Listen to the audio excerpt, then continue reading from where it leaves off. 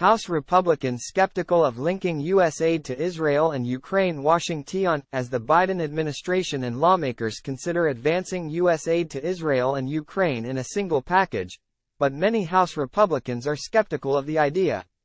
Time equals 400 ms greater than, and the prospects of additional Ukraine funding will likely come down to whether a narrow, and currently leaderless, GOP majority can stomach it, presenting an important early decision that will confront the next House Speaker, who has yet to be chosen. Numerous Republicans lawmakers told NBC News they're skeptical, if not outright opposed, to connecting the two. Rep. Michael Burgess, R. Texas, said Congress should first help Israel in the wake of the brutal attack by Hamas, while continuing to debate the merits of helping Ukraine defend itself against Russia's war. We've got to do something Israel today if we can, or tomorrow, he told reporters on Monday evening. Asked why he separates the need to help the two U.S. allies who are under attack, Burgess said, referring to Ukraine and Israel, respective. One's an argument that's in process. The other is an acute need, and we need to tend to that first. Time equals 400 ms greater than. Rep.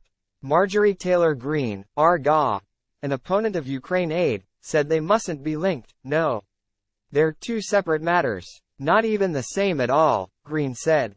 Our government's funding Ukraine's government, funding the proxy war with Russia. Israel has their own government. Israel defends themselves. Two separate issues. They shouldn't be tied together. I will not vote to fund Ukraine. Absolutely not, she added. Israel is totally separate.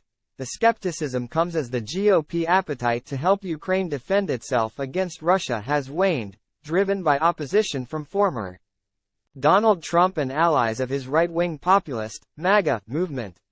In July, 70 House Republicans supported an amendment by Representative Matt Gaetz, R. Florida, to cut off military aid to Ukraine. In September, that grew to 93 Republicans.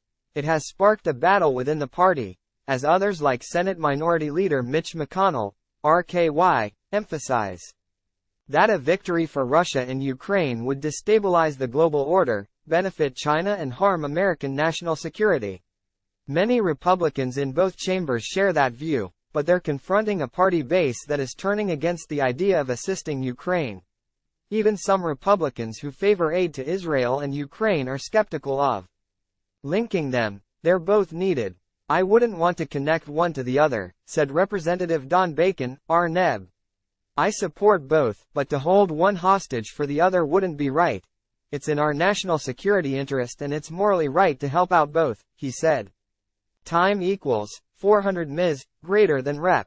Michael McCall, R. Texas, the chair of the House Foreign Affairs Committee, said he's open to linking aid to Israel and Ukraine in a larger package that tackles various foreign policy goals. Yeah, I think that's a possibility, along with China, Taiwan, border security, McCall said. There is more widespread support for assisting Israel in both parties, although some progressive Democrats are suggesting that further aid come with strings attached and be paired with efforts to promote peace and stability. Still, Democrats are unlikely to stand in the way of President Joe Biden's forthcoming requests on Israel, making it a safer bet than Ukraine money.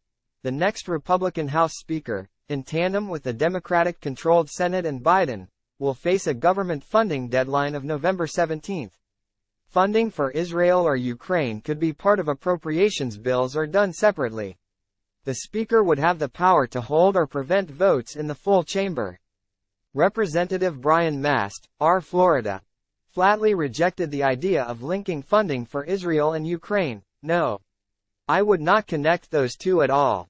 He said he supports aid to Israel, but not to Ukraine.